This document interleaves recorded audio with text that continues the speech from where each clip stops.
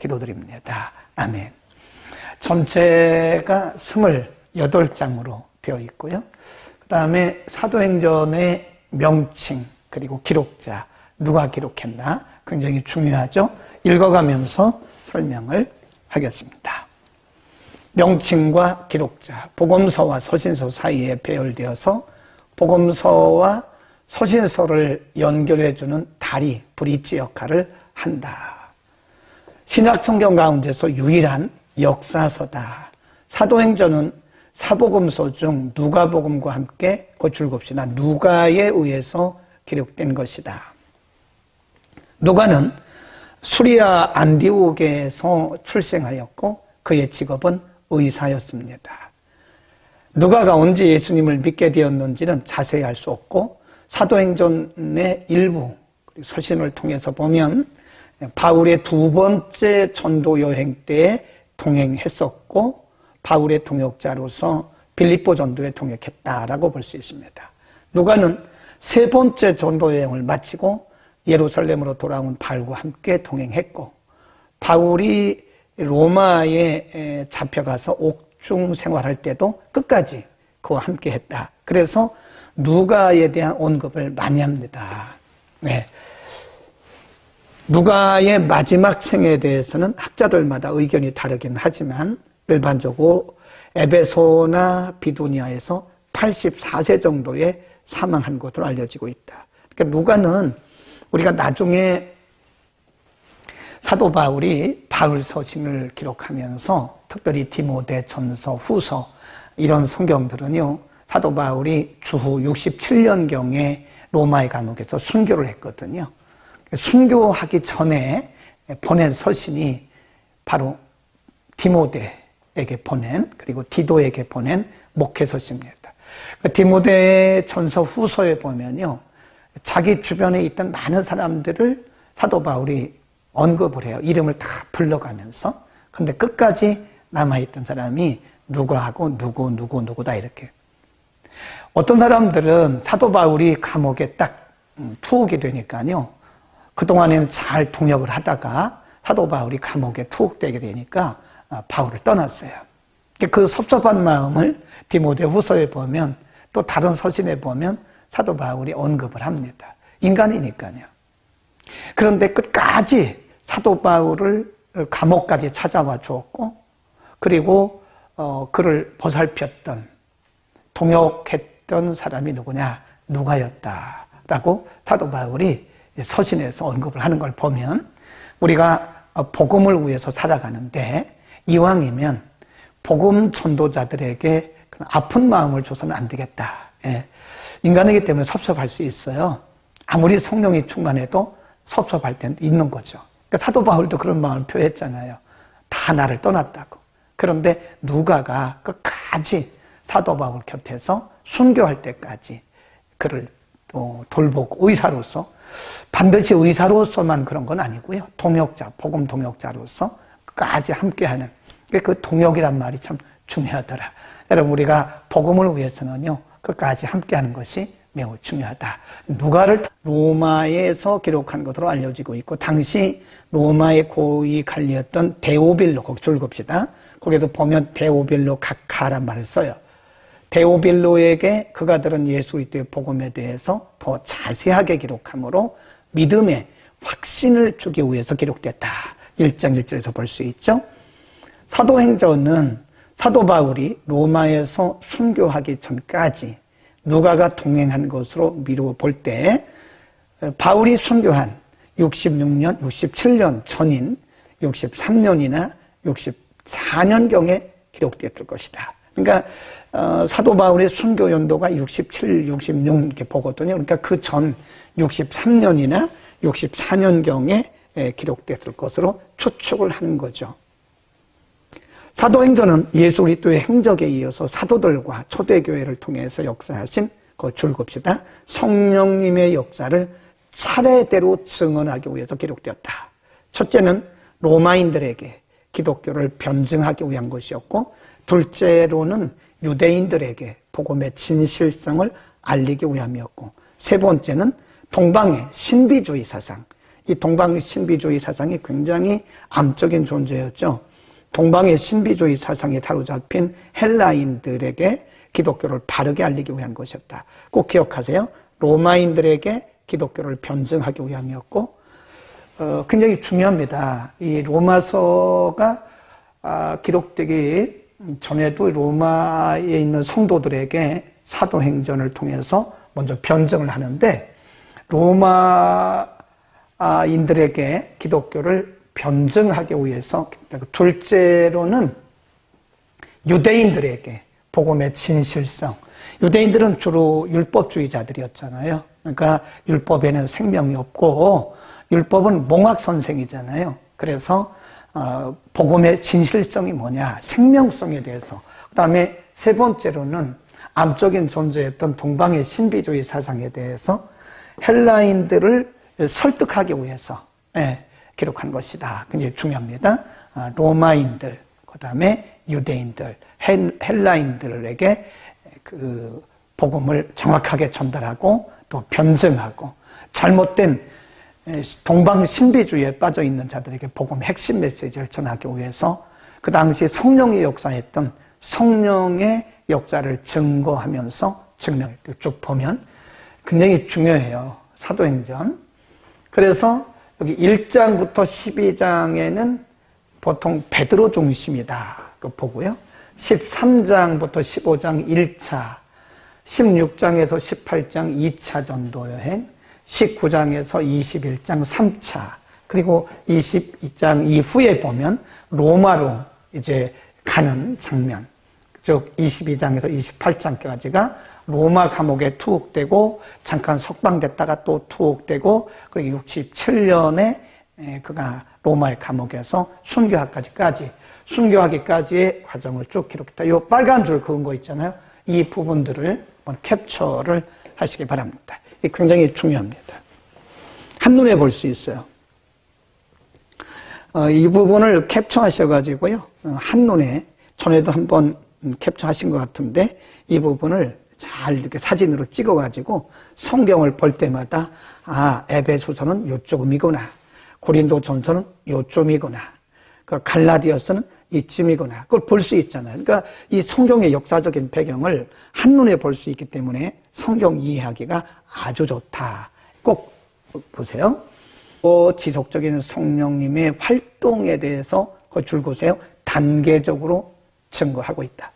그래서 사도행전을 성령행전이라 그럽니다. 사도행전을 성령행전 그러는데요.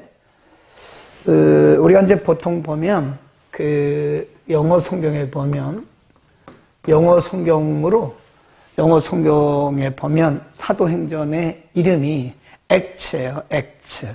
액츠란 말은 이게 뭐 행동하다, 활동하다 그런 뜻인데, 성령의 역사하신 내용을 기록했다 그래서 액츠입니다. 액츠. 성령의 활동. 그게 성령행전이에요. 사도행전은 성령행전이다. 성령행전. 그래서 저 양평에 가면 이 아세안 합신학대학원이 있는데, 대학교도 물론 있죠. 그게 이제 요 고대에 땄어요. 그래서 액츠 그러면 원래 사도행전이라는 얘기인데, 액츠 그러면 우리나라의 아세안 합신학대학, 그래서 아시아 Center for Theological Seminary, 아시아를 중심으로 하는 중요한 신학을 가르치는 학교다. 그래서 액츠라는 말을 씁니다. 아세안 합신학대학원. 여기에서 온 거예요. 원래 사도행전의 영어 명칭이 액츠고, 그 뜻은 성령의 역사를 기록했다. 그래서 성령행전이라고도 일명 말한다. 꼭 기억하시기를 바랍니다.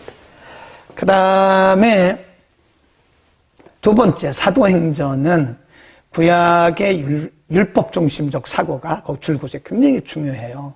율법 중심적 사고가 복음 중심적 신앙으로 전환되는 과정이다. 그러니까 생각을 해보세요. 여기 지금 여기 빈 거 있네요. 보면 사도행전이 구약과 신약의 가교 역할을 하는 거라. 이 가교 역할. 사도행전이 그 당시에 예수님 당시도 물론 그랬고 또 사도들이 활동하던 사도시대도 역시 주축을 이루고 있던 사람들이 누구냐? 그 유대인들입니다. 유대인들은 그 가치관이나 사상이 율법주의적이에요. 율법주의적 사고를 갖고 있다. 그리고 복음은 예수님께서 가르치신 복음은 율법을 훨씬 뛰어넘는, 예수님은 율법을 완성하기 위해서 오셨잖아요. 그러니까 율법을 훨씬 뛰어넘는 생명이래요. 복음. 생명의 복음이라고요. 그러니까 사도행전은 이 복음이 전달되는 과정이에요. 밭은 무슨 밭이에요?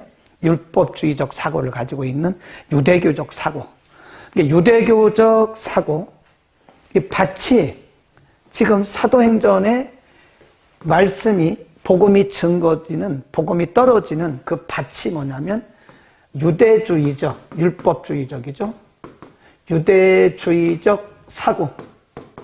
다르게 말하면 율법적 사고. 이후에 복음을 전해야 되니까요. 이 밭에 복음의 씨를 심어야 되기 때문에 뭐가 드러나야 돼요? 성령의 능력이나 가시적인 증거가 드러나지 않고는 깨어지지가 않습니다. 율법주의자들이 깨어지는 길은 바로 성령께서 드러내신, 성령께서 가시적으로 보여주신 그런 증거, 그건 이제 기사, 표적, 감동 이런 거죠. 그러니까 우리가 이제 계속 보겠지만 사도 베드로 같은 경우는 저 위에 갈릴리 출신이잖아요. 이제 시골 사람입니다. 근데 그 시골의 어부 출신의 베드로가 예루살렘 수도에 와서 복음을 전하는데 그 대상이 누구냐? 유대인들이라고요. 저 시골 출신의 어부 출신의 베드로가 어떻게 유대인들에게 복음을 전할 수 있겠습니까? 그러니까 성령께서 베드로를 통해서 가시적인 증거를 보여주시는 거예요. 가시적인 증거. 베드로의 능력이 아니다. 베드로가 전하는 것은 베드로의 사상이나 이론이 아니라 그건 예수님의 복음이다. 이 복음에는 능력이 나타난다는 것을 증거로 가시적으로 보여주신 것. 그게 바로 기적입니다. 그게 성령의 은사로 나타나는 것이에요. 그러니까 그 당시 유대인들이 완전히 뒤집어지죠. 예루살렘이 완전히 폭발하고 뒤집어집니다. 왜냐하면 복음의 능력이 나타나니까 그런 것이다. 이 복음의 능력은 율법과는 비교가 안 됩니다. 오늘날도 율법적 사고를 가지고 신앙생활을 하는 사람들은 종교적이기는 해요. 응? 우리가 그런 걸 많이 봅니다. 율법적 사고나 율법적인 태도로 신앙생활을 하는 사람들은 겉으로 볼 때는 굉장히 경건해 보여요. 거룩해 보이고 뭔가 있는 것 같아요. 그래서 굉장히 종교적입니다.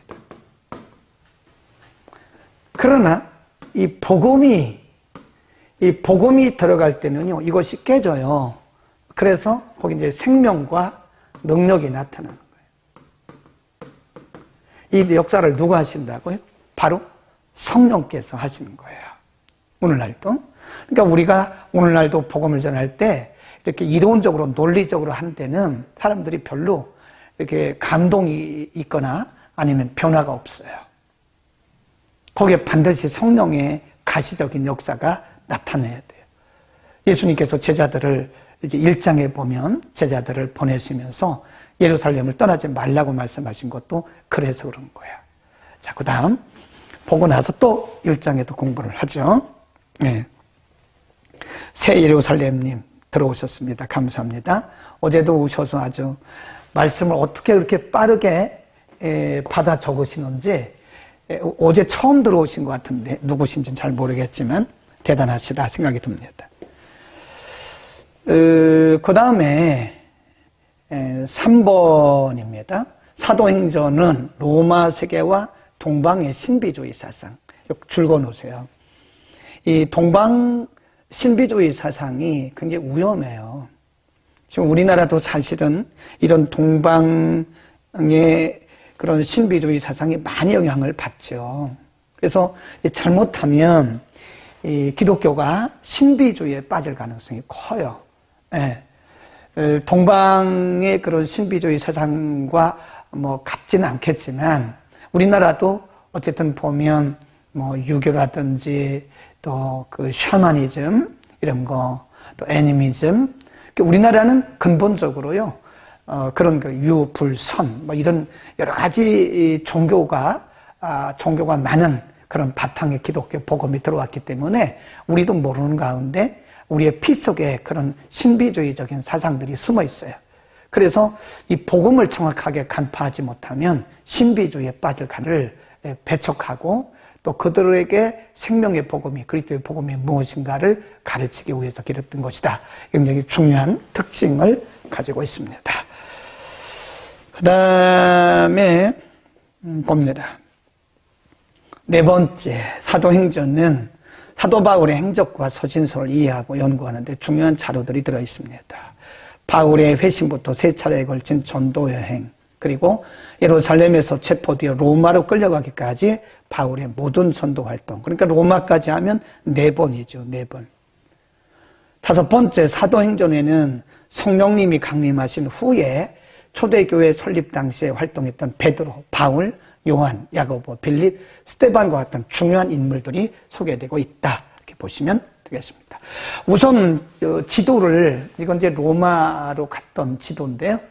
지도를 한번 먼저 머릿속에 스캔을 먼저 하겠습니다. 머릿속에 입력을 하시기 바랍니다. 그래서 이제 실질적으로는 여기 예루살렘으로부터 복음이 시작이 되죠.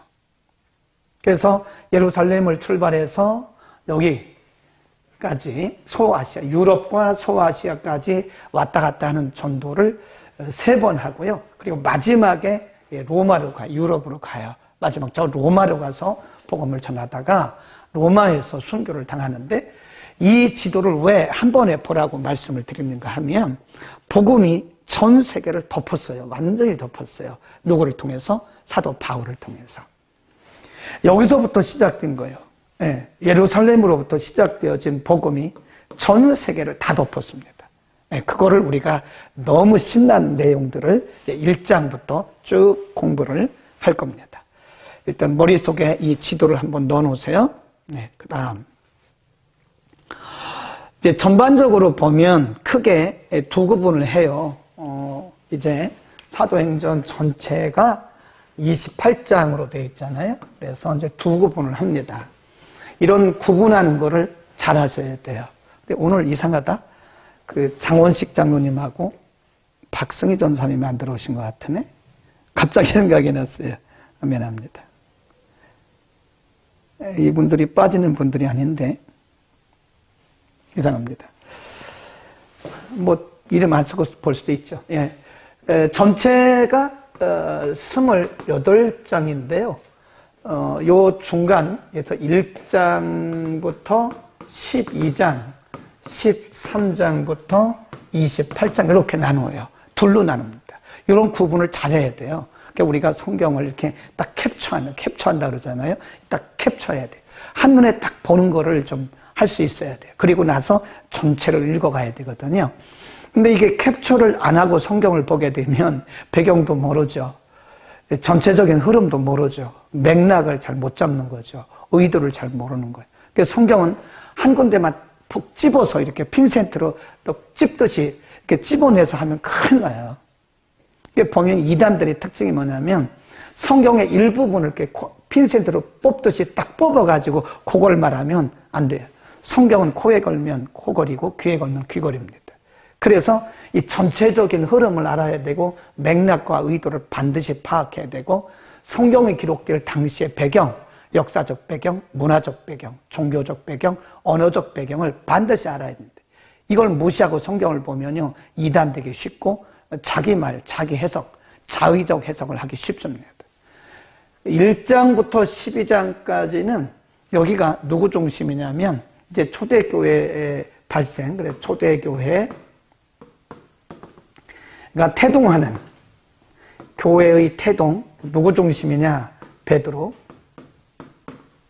요한, 뒤에 가보면 이제 7 집사가 세워져요. 그래서 거기 7 집사, 7 집사 중에서도 특별히 누가 있나요?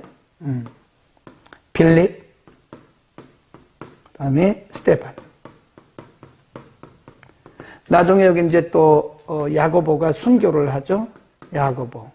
이런 분들 중심이에요. 그래서 초대교회가 태동하는 장면, 성령이 강림하시면서 초대교회가 태동을 하고, 그 다음에 베드로, 야고보, 요한 이분들을 중심으로 해서 이제 성령의 역사가 주로 어디 중심이냐면 예루살렘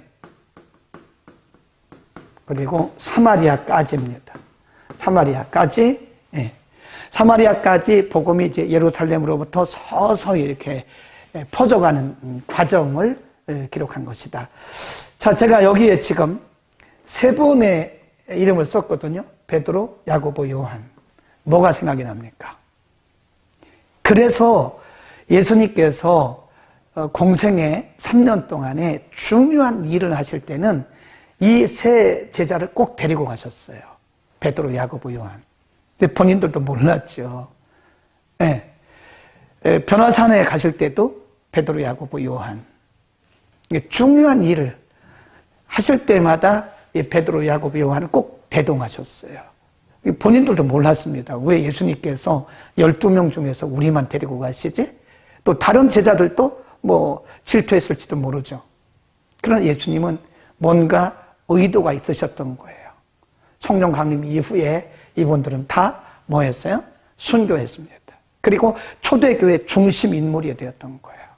오늘 하나님께서 우리에게 특별한 은혜를 주시는 것은 우리가 잘나서 그런 게 절대 아닙니다. 오해하지 마세요. 착각하지 마세요.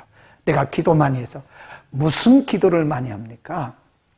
내가 성경을 많이 알아서 얼마나 알길래요? 그거 아니에요. 내가 열심히 내서 얼마나 열심히 내길래요? 그것도 아니에요. 절대 우리의 의도 아니고 우리의 공로도 아니고 우리의 믿음도 아니에요.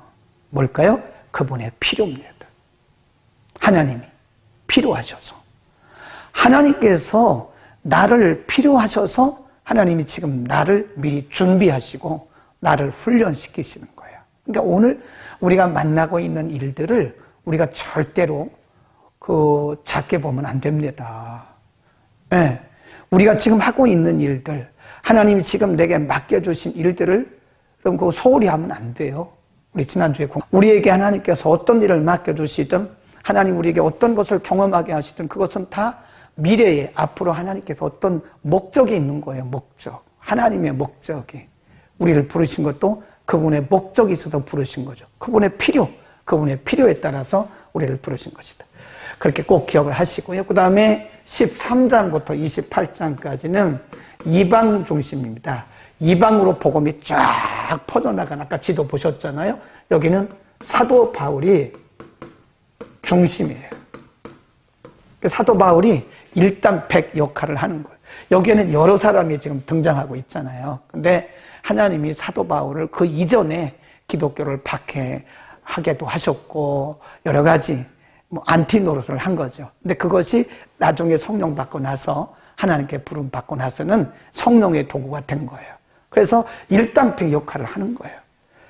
이 시대는 1장부터 12장 시대는 많은 사람들이 동원됐지만 이제는 13장부터 28장까지는 많은 사람이 동원될 필요 없어요.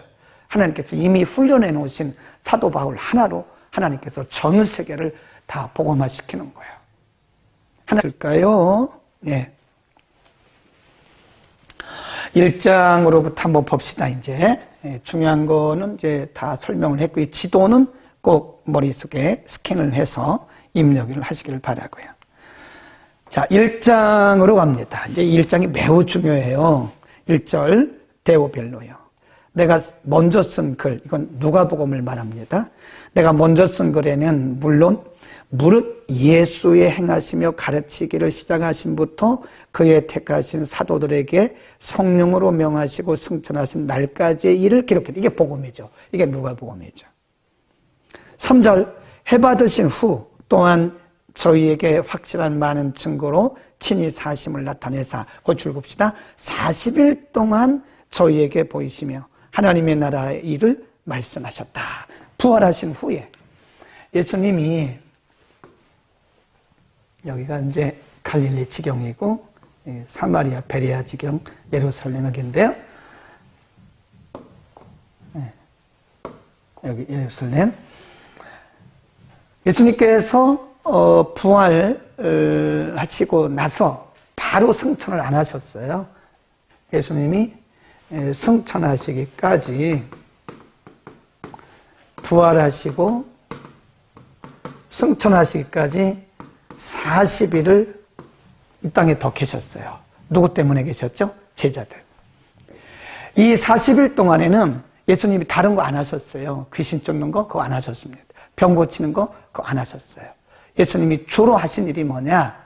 성경에 기록된 것을 보면 제자들에게 11번 나타나셔요. 그리고 이들에게 부활을 확신시켜 준 거예요. 왜냐하면 예수님이 승천하시고 나면 제자들이 그 일을 대신해야 되기 때문에 본인이 경험하지 못한 복음을 어떻게 증거할 수 있겠어요? 그러니까 예수님께서 40일 동안 계속해서 그들에게 복음을 다시 확신시켜 주시고 부활을 증명해 주신 거예요.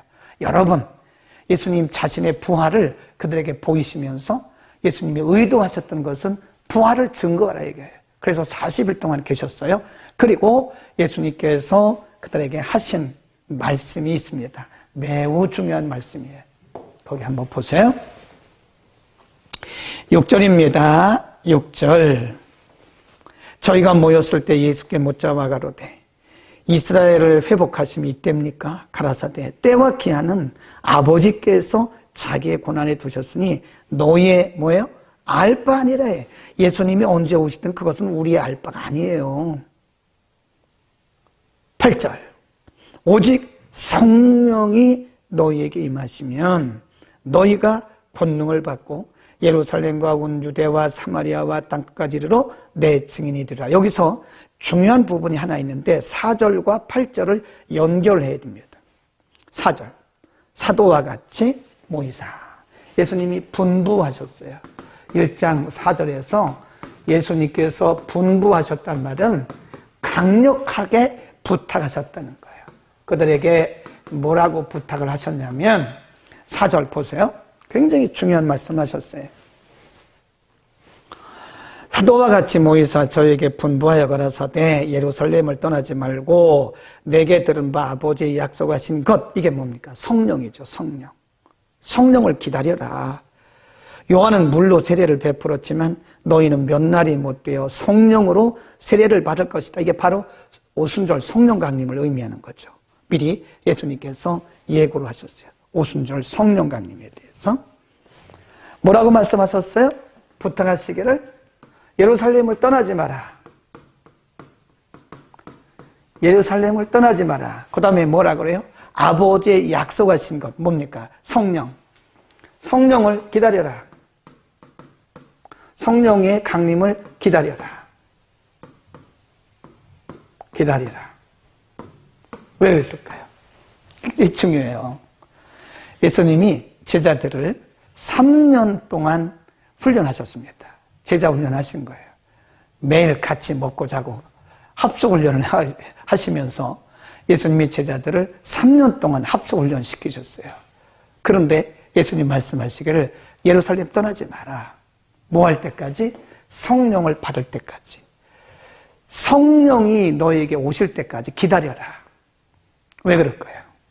성령의 충만함을 받지 않고는, 성령이 함께 하시지 않고는 나가도 소용없어요. 그 얘기입니다.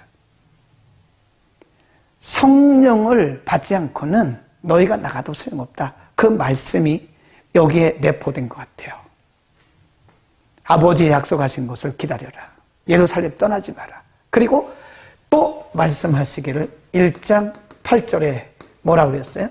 성령이 오시면 그 성령이 뭐예요? 4절에서 아버지의 약속하신 그분이에요. 아버지의 약속하신 그분이 오시면 너희가 뭘 받는데요?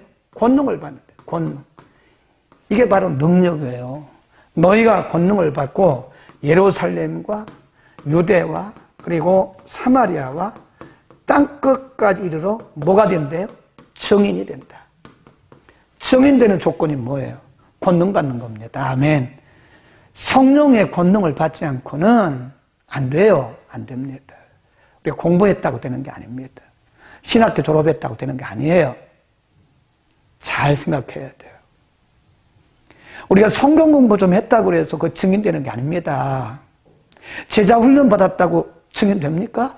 예수님 3년 동안 제자 훈련 시켰는데요. 합숙했는데요. 증인 못 되잖아요. 뭐라 그래요?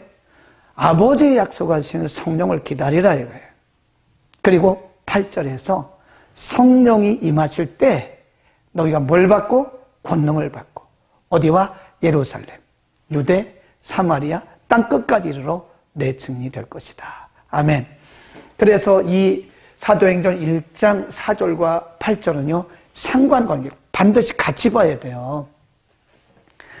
그러니까 이 성령의 권능을 받지 못하고 필드, 우리가 사역지를 필드라 그래요.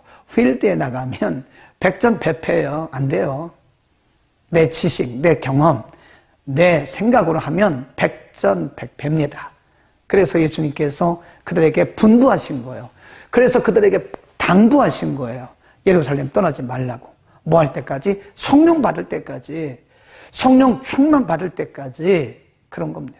여러분, 오늘날도 마찬가지. 우리가 성령 충만 받지 않고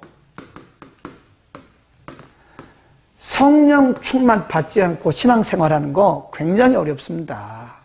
어려워요. 성령 받아야 돼요. 성령 충만 받아야 됩니다.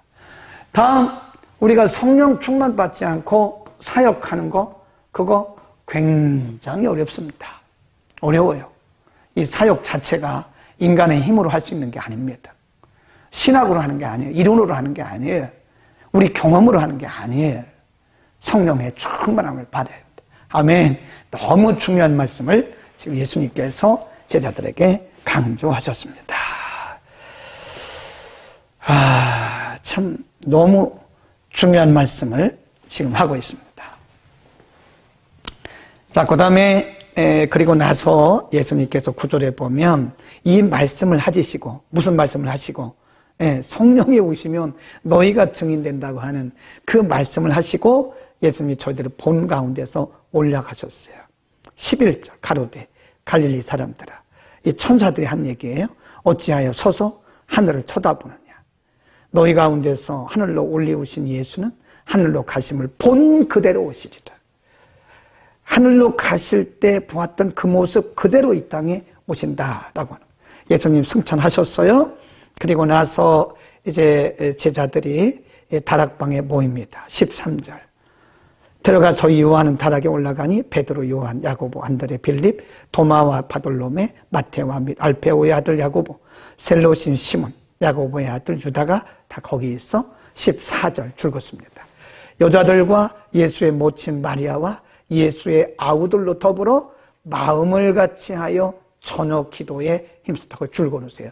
마음을 같이하여 처녀 기도에 힘썼다. 이제 예수님께서 승천하셨잖아요.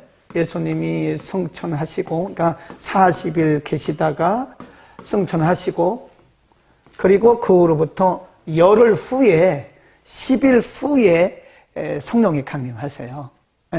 그 이전에 이들이 한 일이 뭐냐? 마가다락방에 모여가지고 매일 기도한 거예요. 이게 중요합니다. 마가다락방에 모여서 매일 모여서 기도했어요. 기도에 전혀 힘썼다 그랬어요. 물론 인간이 기도하지 않아도 성령께서 불가항력적으로 역사하십니다. 그런데 일반적으로 성령께서 강하게 역사하시는 것을 보면 기도하는 곳이에요. 기도가 있을 때 거기에 성령의 불이 임하는 거죠.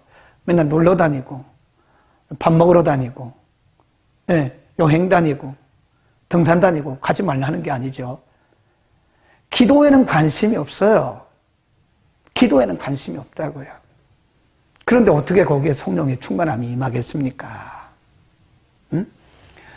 거기 열흘 동안 사도들과 많은 사람들이 더불어 그때 모였던 사람들이 120명이라고 그러잖아요. 120문도라고 그래요.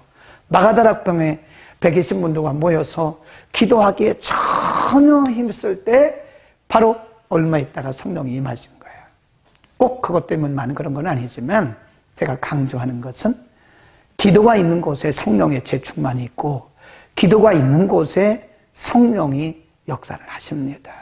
기도가 없는 곳은 누가 역사할까요? 마귀 역사하죠. 당연히.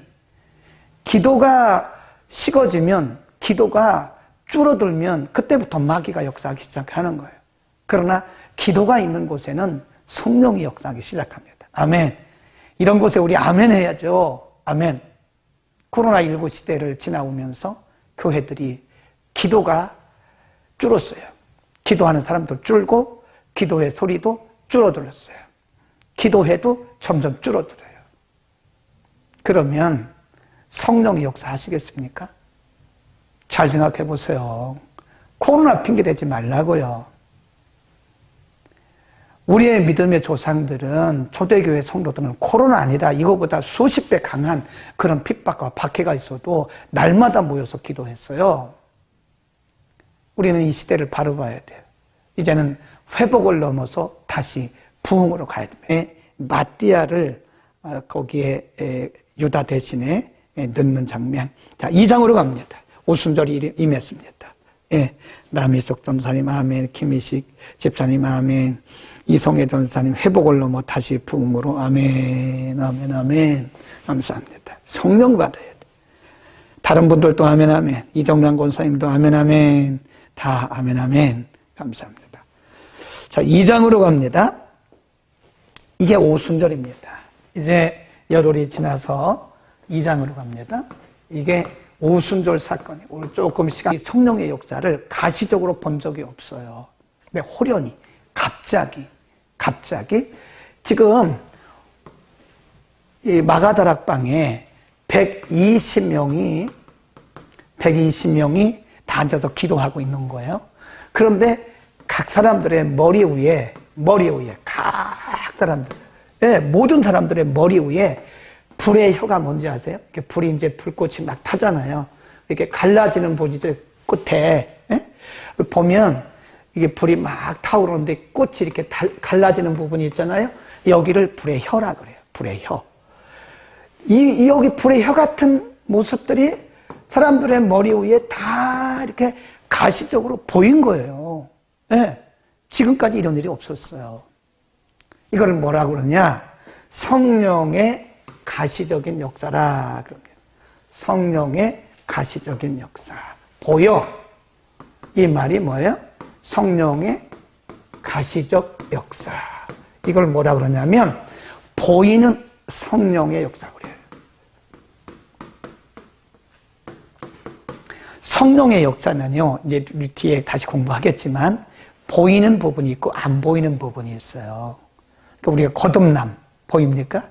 안 보이죠. 성품의 변함 보입니까? 안 보이죠. 물론 삶을 통해서 알 수 있지만, 그래서 이런 내적인 그런 역사가 있고요. 보이는, 이렇게 눈으로 보이는 가시적인 이런 역사도 있어요. 보이는 역사. 눈으로 보인 거예요.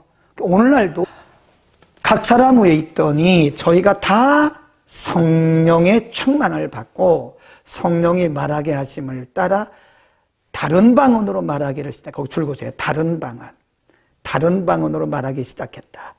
거기 보면요, 그때의 사람들이 온 곳이 어디냐면 9절 보세요. 우리는 바데인, 메데인, 엘람인, 메소포타미아인 쭉 나오잖아요. 11절 그레데인, 아라비아인들. 제가 그림을 하나 준비를 했거든요. 한번 보세요. 그때에 거기 모였던 사람들이 다 이렇게 멀리서 온 거 다. 거기 보면 쭉 나오잖아요. 2장 5절부터 쭉 나오죠. 11절까지 나오잖아요. 9절부터 11절까지 그때 거기 모였던 사람들, 예루살렘에 기본적으로 있던 사람들 말고 그 주변에 또 왔던, 그때 이제 유월절을 지키기 위해서 모였던 사람들 있잖아요. 이 사람들이 이렇게 다 멀리서 왔다는 거예요. 멀리서부터. 이것도 머릿속에 입력을 해 놓으세요.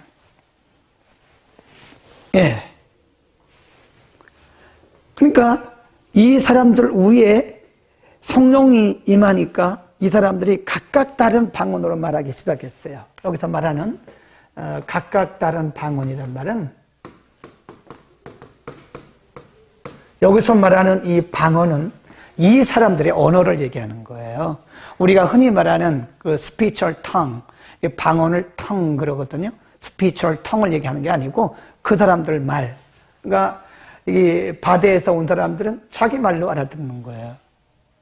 각각 다른 방언을 성령께서 말하게 하심을 따라서 각각 다른 방언을 말하게. 이 사람은 여기, 이 사람은 이 말 다 하는 거예요. 한번 보세요.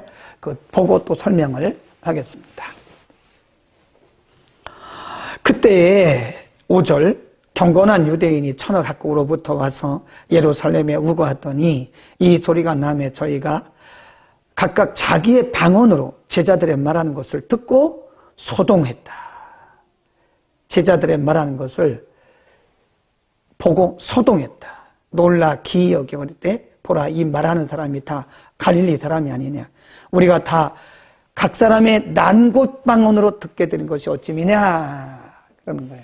지금 제자들이 예를 들어서 이제 설교를 하는 거예요. 이렇게 설교를 하는데 이 사람은 자기 말로 알아들어요. 이 사람은 자기 말로 알아들어요. 이 사람은 자기 말로 알아들어요. 제가 지금 여기서 한국말로 말씀을 가르치고 있잖아요. 그런데 미국 사람이 영어로 알아듣는 거예요. 러시아 사람은 러시아 말로 알아듣는 거예요. 필리핀 사람은 자기의 방언, 뭐 따갈록이라든지 일로코라든지 이런. 스페인 사람은 스페니쉬로 알아듣는 거예요. 중국 사람은 중국말 알아듣는 거예요. 신기하잖아요. 그게 바로 성령께서 역사하신 가시적인 역사라는 거예요. 120문도 외에 이 6월절을 지키기 위해 사방에서 모였던 사람들이 제자들의 설교를 각각 자기 말로 알아듣는 거예요. 그러니까 사람들이 어떤 반응을 보였나? 거기 한번 보세요. 엄청난 방언, 그 방언과 함께 또 이런 가시적인 역사와 함께 사람들이 거기 보세요. 6절 소동하여, 7절 기이 여겨, 12절 의욕하여 이런 표현이 나와요. 어떤 사람들은 조롱하고, 어떤 사람들은 놀래고, 어떤 사람들은 이해가 안 간다고 말하고 막 그러는 거예요. 네. 그러니까 성령의 역사가 있으면요 반드시 소동이 벌어지게 되어 있습니다. 반드시 소동이 나요.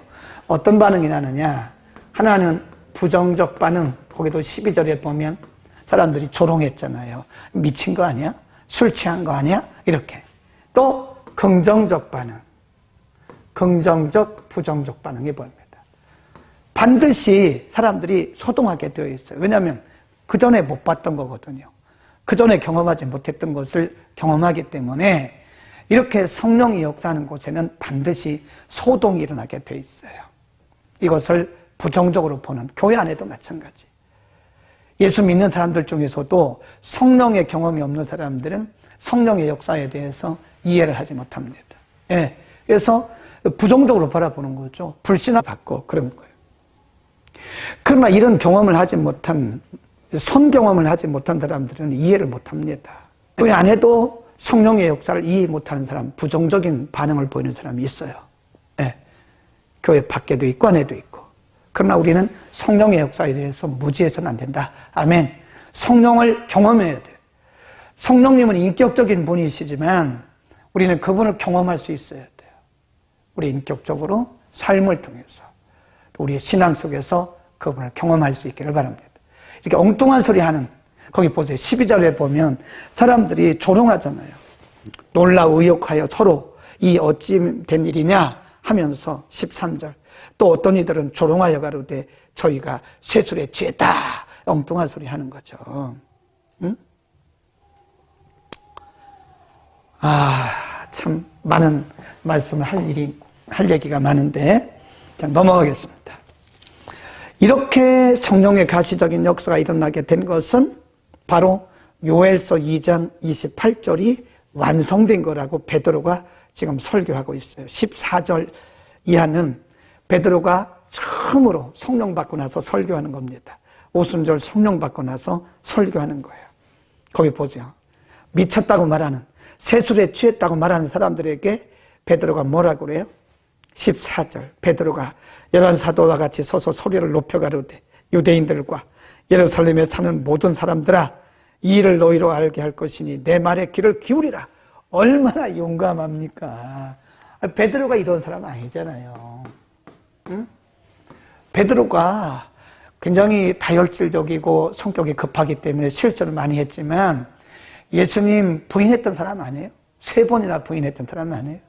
그리고 예수님 부활하신 이후에도 나 믿을 수 없다고 다시 망태기 메고 갈릴리 호수로 고기 잡으러 갔던 사람 아닙니까? 근데 예수님 그를 찾아오셔서 그에게 말씀하신 거 아니겠어요? 요한복음 마지막 장 우리 지난주에 공부했잖아요. 그 베드로였던 그런 베드로였던 사도가 그런 사람이었는데 성령 받고 나서 사람들 앞에 담대히 서서 말하기를 여러분 들으세요. 들으세요. 무슨 세술에 취한 겁니까? 지금 제3시인데 제3시는 오후 3시잖아요. 지금 오후 3시인데 누가 술을 취했습니까? 이것은 바로 요엘 선지자를 통해서 예언하신 예언이 이루어진 겁니다. 라고 당당하게 얘기하잖아요. 충만함을 받을 때 베드로가 여러분 들으시오 이렇게 말했던 것처럼 담대해지는 겁니다. 아멘. 자, 넘어갑니다. 그래 쭉 넘어가요. 이제 3장으로 가야 되는데요. 3장 가기 전에 오늘 여기까지 2장까지만 하겠는데요. 2장에 보면 베드로가 설교를 계속해요. 지금 베드로가 계속 설교를 합니다. 그러니까 37절 보세요. 저희가 그때 당시 베드로의 설교를 듣고 있던 베드로를 향해서 그리고 거기 방언하고 성령의 역사가 나타났던 그 사람들에 대해서 뭐 미친 거 아니야? 셋을 취한 거 아니야? 엉뚱한 소리 했던 그 사람들 저희가 이 말을 듣고 마음에 찔려 베드로와 다른 사도들에게 물어가로되 형제들아 우리가 어찌할꼬 하거늘 베드로가 가로되 너희가 회개하여 각각 예수 그리스도의 이름으로 세례를 받고 죄사함을 받으라 그리하면 성령을 선물로 받을 것이다 라고 그들에게 당당하게 얘기해요. 거기 보면 37절에 베드로의 설교를 듣고 저희들의 마음이 찔렸다 그랬어요. 이 찔린 건 베드로가 한 게 아닙니다. 베드로는 그냥 말씀만 전한 거예요. 근데 성령께서 가서 성령이 저들의 마음을 강타하고 가신 거예요. 성령의 새바람이 일어나는 겁니다. 예. 여러분 성령이 역사하면요 성령의 새바람이 일어나요. 그거 모릅니까? 알지. 낙성하고 심각한 문제예요. 혹시 여러분이 그런 상태가 아닌지 영적 감각이 둔해져 있지 않는지 우리 자신을 돌아봐야 합니다. 찔림이 있어야 돼요. 성령이 우리를 강타하실 때 그 성령이 강타하시는 그 성령의 불에 우리가 찔림이 있어야 된다고요. 현대인들이 이 찔림이 별로 없어요. 마음들이 둔해져 있기 때문에 그런 거예요. 아멘. 우리는 영적 감각이 민감해지기를 바랍니다. 성령이 강탄. 본인이 아무리 거부하려고 해도 안 되는 거예요. 본인이 아무리 말씀을 거부하고 예수 그리스도를 거부하려고 해도 성령이 강타하시면 찔리고 나가 떨어지는 거죠. 그런 성령의 역사가 오늘날 필요한 겁니다. 자, 조금만 더 하고 마치겠습니다. 41절입니다. 이 말을 받는 사람들은 세례를 받음에 이날의 제자의 수가 3,000이나 더하더라. 성령의 역사예요. 저희가 사도의 가르침을 받아 서로 교제하며 떡을 떼며 기도하기를 전혀 힘쓰니라. 43절부터 47절이 이게 바로 성령 공동체입니다. 우리가 써놓으세요. 성령 공동체. 성령 공동체. 2장 43절부터 47절. 이게 바로 성령 공동체의 모습입니다. 성령 공동체 43절부터 47절 사람마다 두려워하는데 사도들로 인해서 기사와 표적이 많이 나타났다는 거예요. 성령의 가시적인 역사가 믿는 사람이 다 함께 있어 모든 물건을 서로 통용하고 이 말은 뭐죠? 이기적인 마음이 이기주의가 없어지기 시작하는 거예요. 재산과 소유를 팔아 각 사람의 필요를 나눠주고 이게 서로 사랑하게 되는 것이고 46절 날마다 마음을 같이하여 성전에 모이기를 힘쓰고 집에서 떡을 떼며 기쁨과 순전한 마음으로 음식을 먹고 하나님을 찬미하고 또 온 백성은 불신자들도 포함하는 거죠. 온 백성들에게 칭송을 받으니 주께서 구원하는 사람을 날마다 더하니라. 성령 공동체를 통해서 날마다 구원의 수가 더했다. 아멘.